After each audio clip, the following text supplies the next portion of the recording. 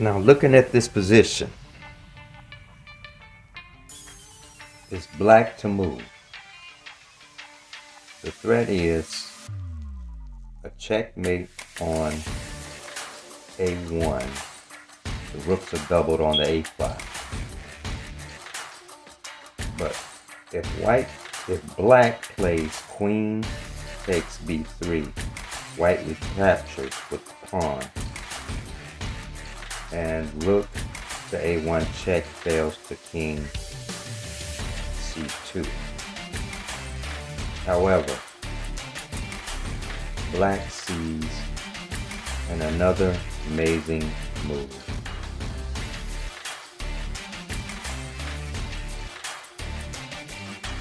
That move is known as a dragon trick.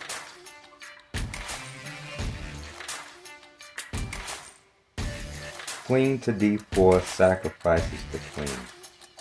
White cannot accept it, or he'll get checkmated on the back rank.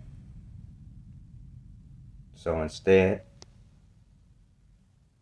knight takes rook, in between move, and now check. King steps out.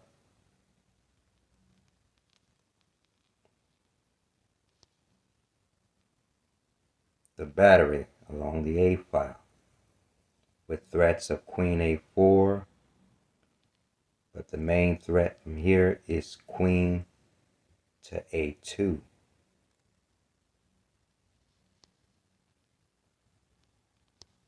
Check.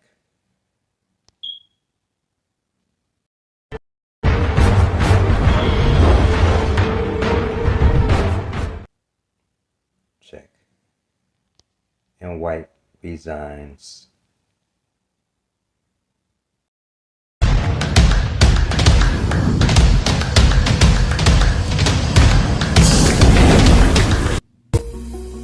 The accelerated dragon lends itself to plenty of tactical possibilities.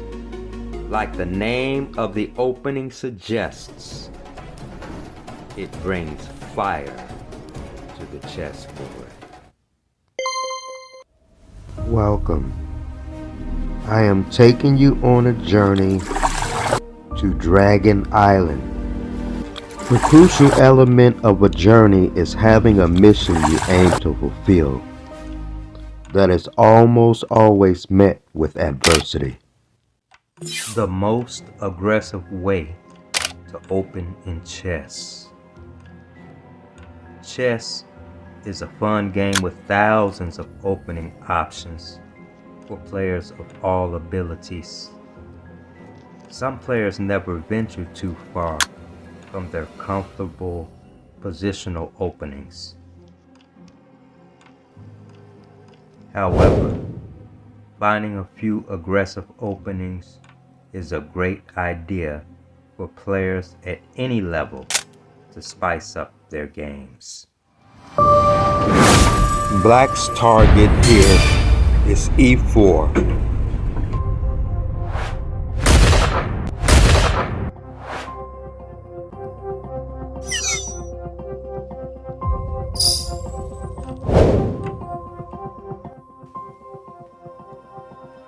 In the opening and middle game, our sense of danger is automatically alerted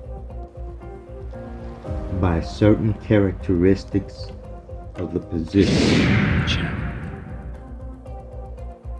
whether it's king weakness, structural deficiency,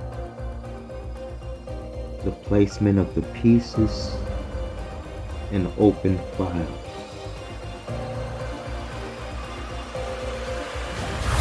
In the hyper-accelerated dragon, tactics often emerge out of the blue. There are 3 variations of the dragon, and I am going to give you a description of each one.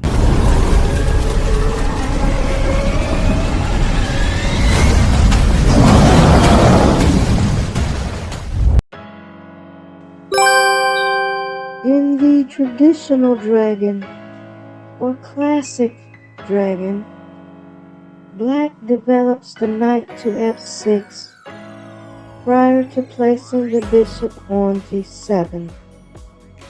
And since knight f6 attacks the pawn on e4, White is forced to defend the pawn.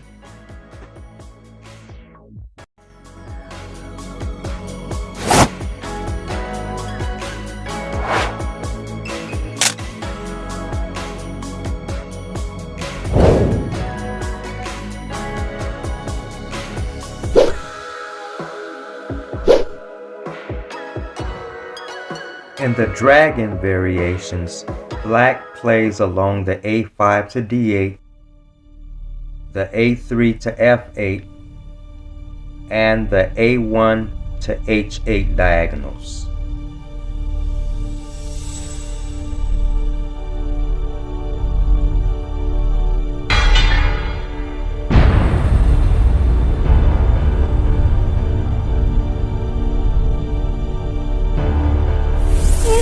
Hyper-accelerated dragon.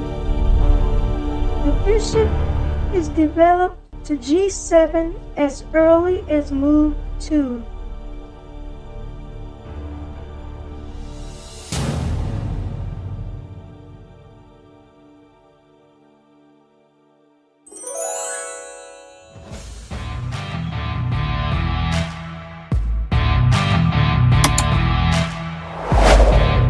This is the hyper-accelerated dragon.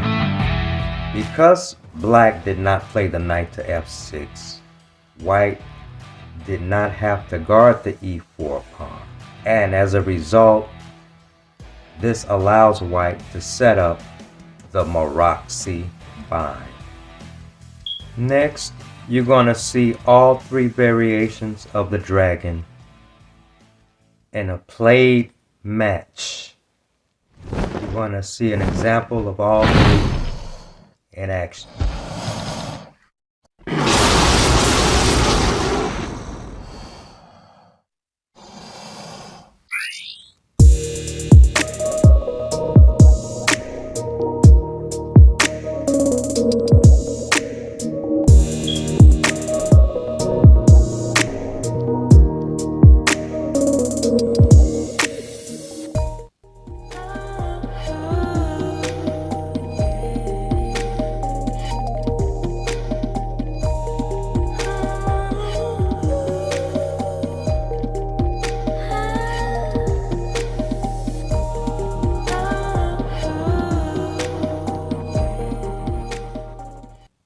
The problem with the classical dragon or the traditional dragon is that it invites White to play the dangerous Yugoslav attack.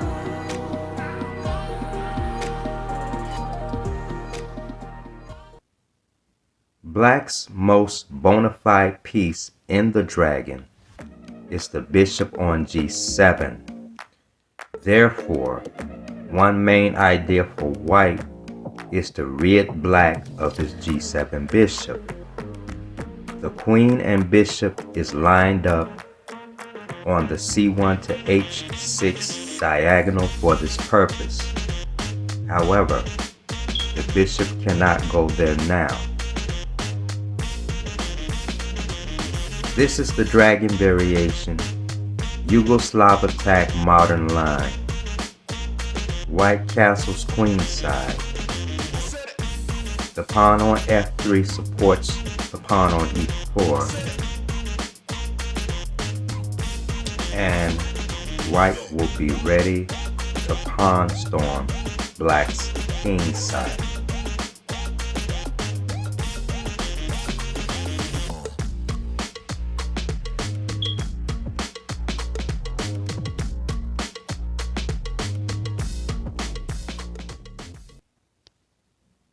If bishop h6, then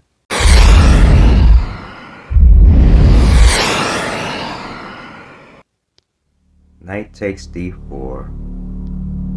Bishop takes g7. Knight takes f3. Followed by king takes g7. Taking it back.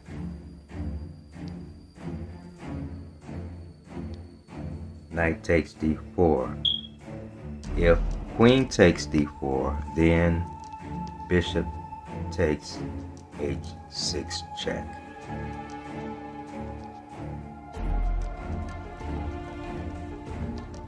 These are called dragon tricks.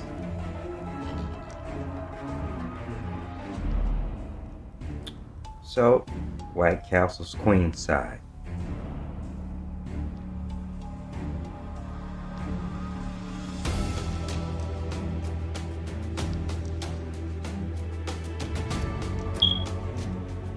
In the Yugoslav setups, white's bishop generally will go to the c4 square. Black prevents this by playing his bishop to e6.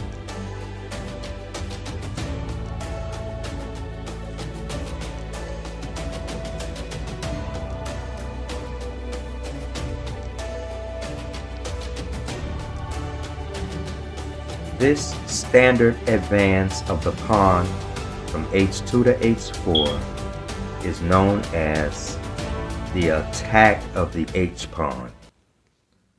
White's king is tucked away on b1, and he starts a pawn assault, particularly the h and g pawns.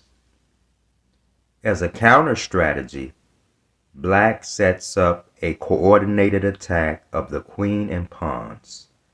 The queen will go to the c7 square.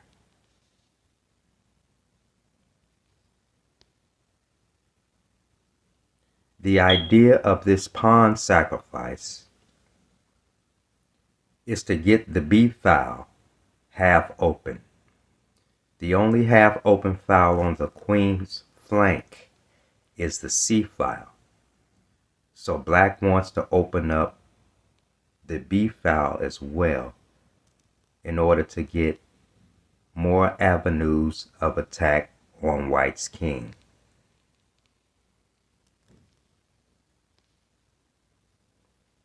White declines the pawn sacrifice and wastes no time continuing to pawn storm the king's side.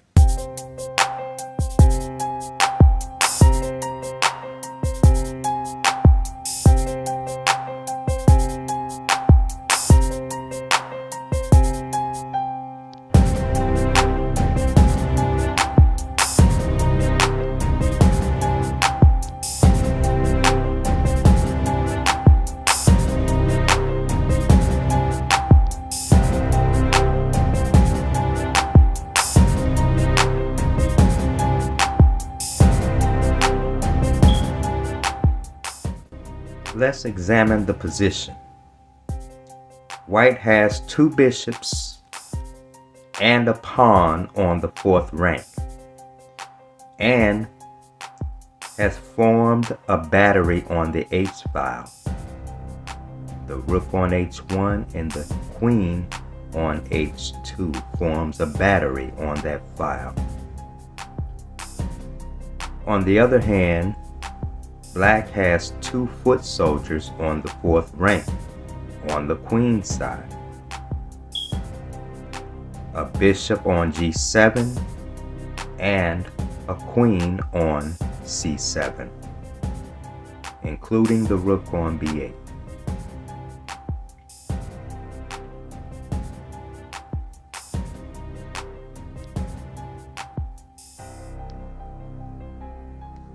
This move makes sense not only logically, but strategically and tactically. The idea is to provoke White to play the pawn to b3, and that will weaken White's dark squares, where the king sits on b1. White's dark squares where the king sits, and as a follow-up, Black will retreat the knight to d7 offering the trade of dark square bishops, with the idea of playing the queen from c7 to c3, threatening checkmate.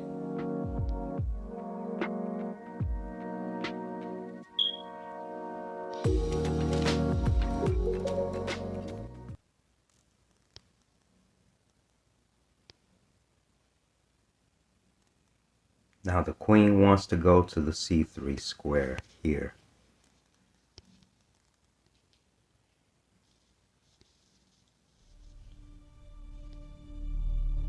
But white stops that. Now this move undermines black's attempt to get the queen to c3. So the move that black plays is queen c5. Now, but what if black en passant? B takes c3 en passant. And the line goes check. Queen to c3. Check.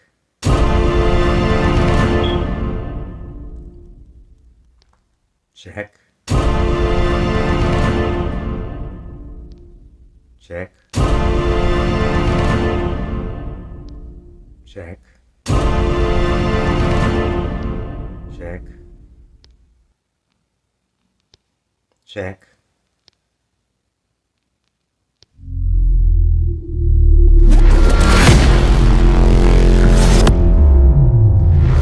So let's take it back now. So the move that black plays is queen to c5. And now the game continues.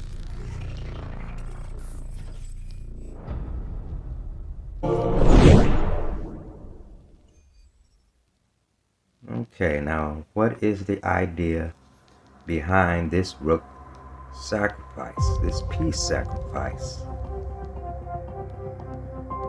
What does white have in mind? Let's see.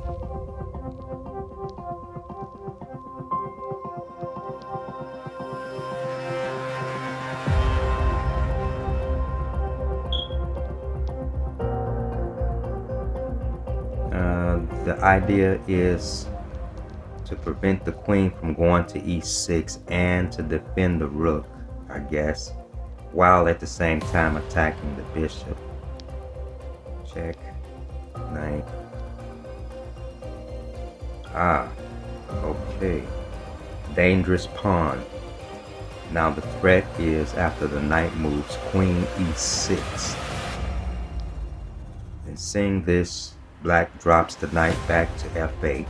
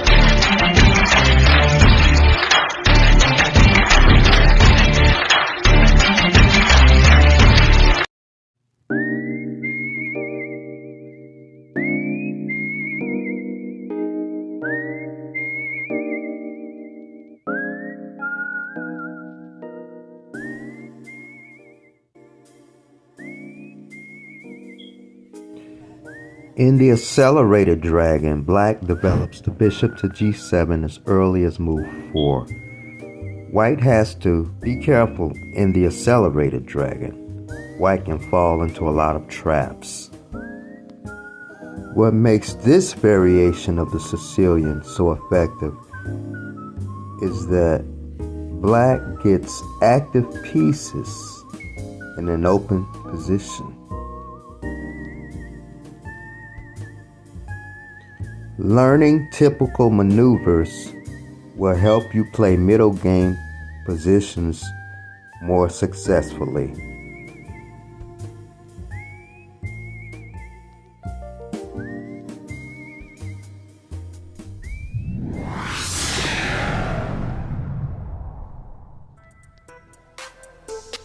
This is the accelerated dragon into the Maroxy bind. Now you're wondering, how does Black play against the bind when White gets such a divisive grip on D5? The answer: the E and F pawns. This little miniature game will show you how to play against the Maroxy bind.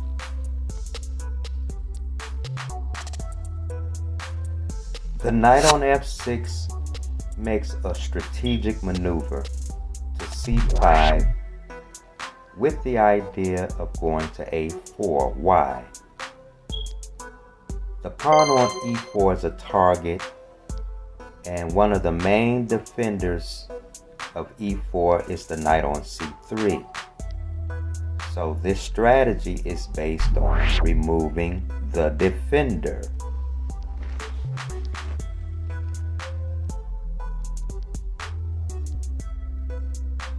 So removing the knight, and as a result, the dark square bishops are traded off, and the queen will take on the role of playing on the dark squares.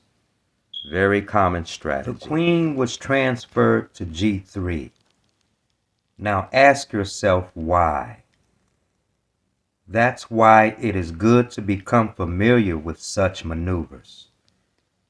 The queen now has access to the H-file, on which White will set up a battery by following up with a rook lift to attack Black's H7 pawn.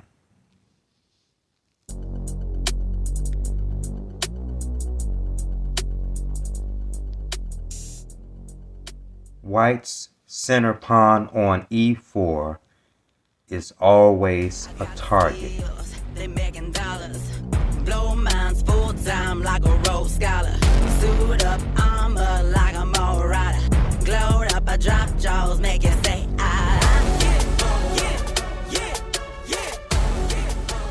While White plans to swing the rook over to H3, Black has time to advance both the E and F pawns in order to clear the 7th rank for the rook on A7.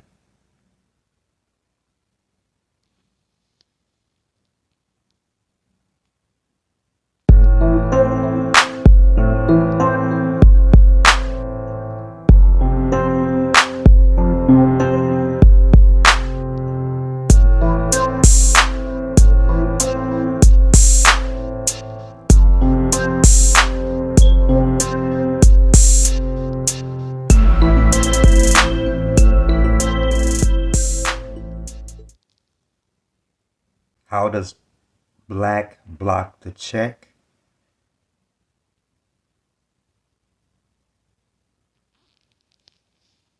Of course, this is the only good move for Black in this position.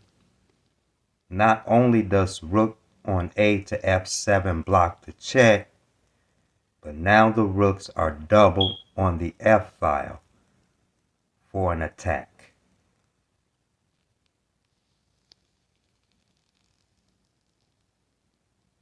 Now, the position is sharp. Do you see the dragon trick? Remember, dragon tricks.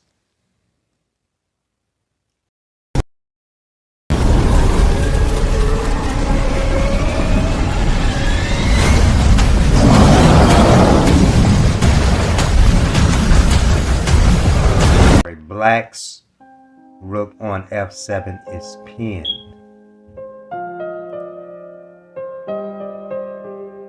And the trick is break the pin.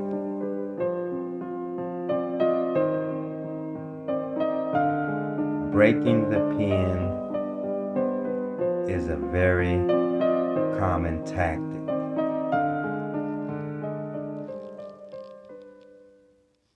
And white resigns. Falls to rook f1 check, followed by mate.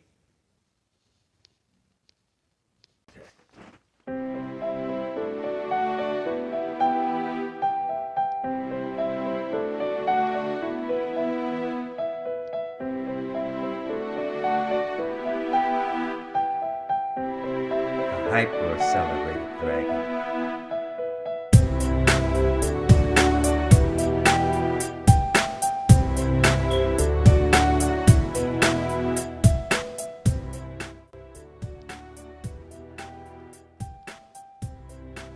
The idea is to avoid white playing the pawn to c4.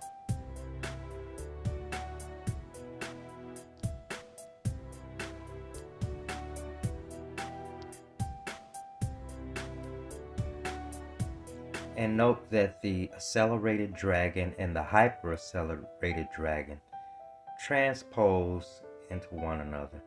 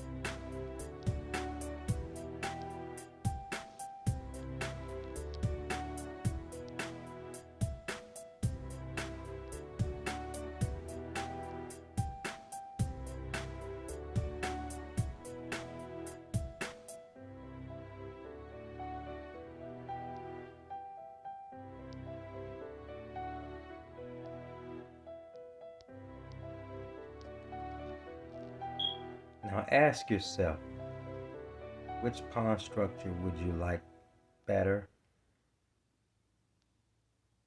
Or which side would you want to play in this position?